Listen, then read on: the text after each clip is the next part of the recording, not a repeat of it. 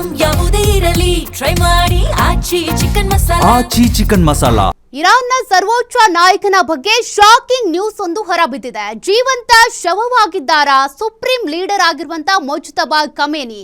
ಹಾಗಾದ್ರೆ ಖಮೇನಿಗೆ ಆಗಿದ್ದಾದ್ರೂ ಏನ್ ಕಾಯಿಲೆ ಅವರನ್ನ ಬಾಧಿಸ್ತಾ ಇದೆ ಅಂತ?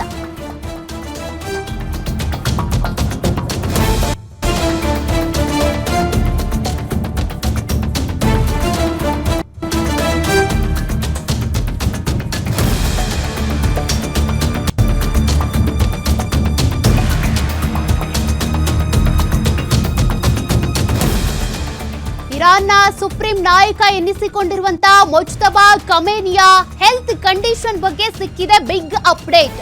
ತಲೆಮರೆಸಿಕೊಂಡಿದ್ದಾರೆ ಎನ್ನಲಾಗ್ತಾ ಇತ್ತು, ಆದ್ರೆ ಜೀವಂತವಾಗಿದ್ದಾರೆ ಖಮೇನಿ. ಬಟ್ ಹಂಗಿದ್ರು ಕೂಡ ಆಕ್ಟಿವ್ ಆಗಿಲ್ಲ, ಮಾತನಾಡುವಂತ ಸ್ಥಿತಿಯಲ್ಲಿ ಇಲ್ಲ ಅವರು.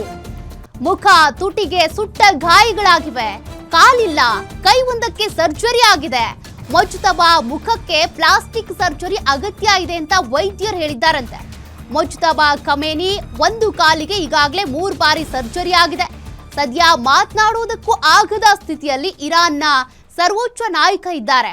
ವೈದ್ಯರ ತೀವ್ರ ನಿಗಾ ಘಟಕದಲ್ಲಿ ಮುಜ್ತಬಾ ಖಮೇನಿ ಅವರಿಗೆ ಚಿಕಿತ್ಸೆ ಕೊಡಿಸಲಾಗ್ತಾ ಇದೆ. ಸದ್ಯ ಅವರ ಪರಿಸ್ಥಿತಿ ಹೇಗಿದೆ ಅಂದ್ರೆ ಮಾತನಾಡೋದಕ್ಕಾಗಲ್ಲ, ಓಡಾಡೋದಕ್ಕಾಗಲ್ಲ, ಯಾವುದೇ ಆಕ್ಟಿವಿಟಿಗಳಲ್ಲಿ ಅವರಿಗೆ ಭಾಗಿಯಾಗೋದಕ್ಕಾಗ್ತಾ ಇಲ್ಲ. ಫೆಬ್ರವರಿ 28ರ ಅಮೆರಿಕ ಇಸ್ರೇಲ್ ದಾಳಿಯಲ್ಲಿ ಗಾಯಗೊಂಡಿರೋದು ಖಮೇನಿ.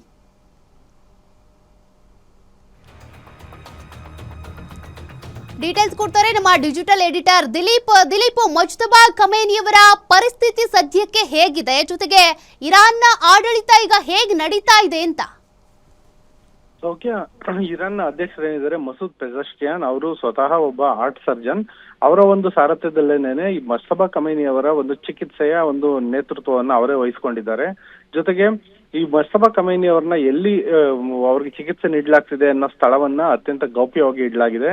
ಅವರನ್ನ ಭೇಟಿ ಮಾಡೋದಕ್ಕೆ ಕೇವಲ ವೈದ್ಯರು ಮತ್ತೆ ಆರೋಗ್ಯ ರಕ್ಷಣಾ ಸಿಬ್ಬಂದಿ ಮಾತ್ರ ಪ್ರವೇಶಾವಕಾಶ ನೀಡಲಾಗ್ತಾ ಇದೆ. ಇರಾನ್ನ ಅಧ್ಯಕ್ಷರಾದಂತ ಮಸೂದ್ ಪೆಜಶ್ಕಿಯಾನ್ ಅವರು ಈ ಒಂದು ಚಿಕಿತ್ಸೆಯ ಒಂದು ಪೂರ್ಣ ಒಂದು ನಿಗಾವನ್ನ ವಹಿಸಿದ್ದಾರೆ. ಮಾಹಿತಿಗಳ ಪ್ರಕಾರ ಏನೊಂದು ಮುಜ್ತಬಾ ಖಮೇನಿ ಅವರು ಹೇಳಿದ್ರೆ ಫೆಬ್ರವರಿ 28ರಂದು ಅಯಾತುಲ್ಲಾ ಅಲಿ ಖಮೇನಿ ಅವರನ್ನ ಅಮೆರಿಕ ಮತ್ತೆ ಇಸ್ರೇಲ್ ಜಂಟಿಯಾಗಿ ಒಂದು ವಾಯುದಾಳಿ ನಡೆಸಿ ಹತ್ಯೆ ಮಾಡಿದಂತ ಸಂದರ್ಭದಲ್ಲಿ ಆ ಒಂದು ಸ್ಥಳದಿಂದ ಕೆಲವೇ ಸೆಕೆಂಡ್ಗಳ ಅಂತರದಲ್ಲಿ ಅವರು ಆ ಒಂದು ಸ್ಥಳದಿಂದ ನಿರ್ಗಮಿಸಿದ್ರು. ಹೀಗಾಗಿ ಅವರ ಜೀವಕ್ಕೆ ಅಪಾಯ ಆಗದಲ್ಲೇ ಇದ್ರು ಕೂಡ ಅವರು ಸಾಕಷ್ಟು ದೊಡ್ಡ ಪ್ರಮಾಣದಲ್ಲಿ ಗಾಯಗೊಂಡಿದ್ರು. ಅದರಲ್ಲೂ ಕೂಡ ಅವರ ಒಂದು ಕಾಲು ಕಳೆದುಕೊಂಡಿದ್ದಾರೆ. ಜೊತೆಗೆ ಒಂದು ಕೈಗೆ ಭಾರಿ ಗಂಭೀರ ಪ್ರಮಾಣದ ಒಂದು ಹಾನಿ ಸಂಭವಿಸಿದೆ ಅನ್ನೋ ಮಾಹಿತಿ ಇದೆ. ಜೊತೆಗೆ ಅವರ ಮುಖ ಸಂಪೂರ್ಣವಾಗಿ ಸುಟ್ಟೋಗಿದೆ, ಜೊತೆಗೆ ತುಟಿ ಕೂಡ ಸುಟ್ಟೋಗಿದೆ ಅನ್ನೋ ಮಾಹಿತಿ ಇದೆ. ಇನ್ನು ಇದೇ ದಾಳಿಯಲ್ಲಿ ಮುಜ್ತಬಾ ಖಮೇನಿ ಅವರ ಪತ್ನಿ ಮತ್ತೆ ಮಗ ಕೂಡ ಹತ್ಯೆಗೀಡಾಗಿದ್ರು.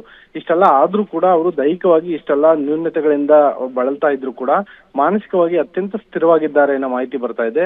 ಏನ್ IRGC ಇದೆ, ಇಸ್ಲಾಮಿಕ್ ರೆವಲ್ಯೂಷನರಿ ಗಾರ್ಡ್ ಕಾರ್ಪ್ಸ್ ಏನಿದೆ, ಅದರ ಒಂದು ಕಮಾಂಡರ್ ಗಳ ಒಂದು ಸಭೆಯನ್ನ ನಡೆಸಿ ಕಾಲಕಾಲಕ್ಕೆ ಯಾವ ರೀತಿಯ ನಿರ್ದೇಶನಗಳನ್ನ ನೀಡಬೇಕು, ಯಾವ ರೀತಿಯ ಮುಂದಿನ ತಂತ್ರಗಳನ್ನ ಅನುಸರಿಸಬೇಕು ಅನ್ನೋದ್ರ ಬಗ್ಗೆ ಮುಜ್ತಬಾ ಖಮೇನಿ ಮಾತುಕತೆ ನಡೆಸ್ತಿದ್ದಾರೆ ಅನ್ನೋ ಮಾಹಿತಿ ಕೂಡ ಲಭ್ಯ ಆಗಿದೆ. ಆದ್ರೆ ಮುಜ್ತಬಾ ಖಮೇನಿ ಅವ್ರನ್ನ ಎಲ್ಲಿ ಇಡ್ಲಾಗಿದೆ, ಅವರ ಆರೋಗ್ಯ ಪರಿಸ್ಥಿತಿ ಹೆಂಗಿದೆ, ಅವರು ಮತ್ತೆ ಚೇತರಿಕೆ ಆಗ್ಬೋದಾ ಅನ್ನೋದ್ರ ಬಗ್ಗೆ ಇದುವರೆಗೂ ಇರಾನ್ ಸರ್ಕಾರ ಯಾವುದೇ ಮಾಹಿತಿಯನ್ನು ನೀಡಿಲ್ಲ.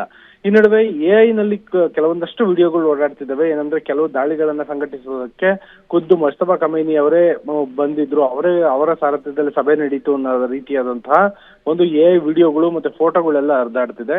ಆದ್ರೆ ಇದೆಲ್ಲದಕ್ಕೂ ಯಾವುದೇ ರೀತಿಯ ಅಧಿಕೃತ ಸ್ಪಷ್ಟನೆಯನ್ನ ಇರಾನ್ ಸರ್ಕಾರ ಕೊಟ್ಟಿಲ್ಲ. ಇದೀಗ ಬರ್ತಿರೋಂತ ಮಾಹಿತಿ ಪ್ರಕಾರ ಅವ್ರಿನ್ನೂ ಬೆಡ್ ರಿಡನ್ ಆಗಿದ್ದಾರೆ. ಅವ್ರಿನ್ನೂ ಇನ್ನಷ್ಟು ದಿನ ಅವರು ಹಾಸಿಗೆಯಲ್ಲೇ ಇರಬೇಕಾಗುತ್ತೆ ಅನ್ನೋ ಮಾಹಿತಿ ಲಭ್ಯ ಆಗ್ತಾ ಇದೆ. ಓಕೆ, ಥ್ಯಾಂಕ್ ಯು ದಿಲೀಪ್ ಮಾಹಿತಿಗೆ.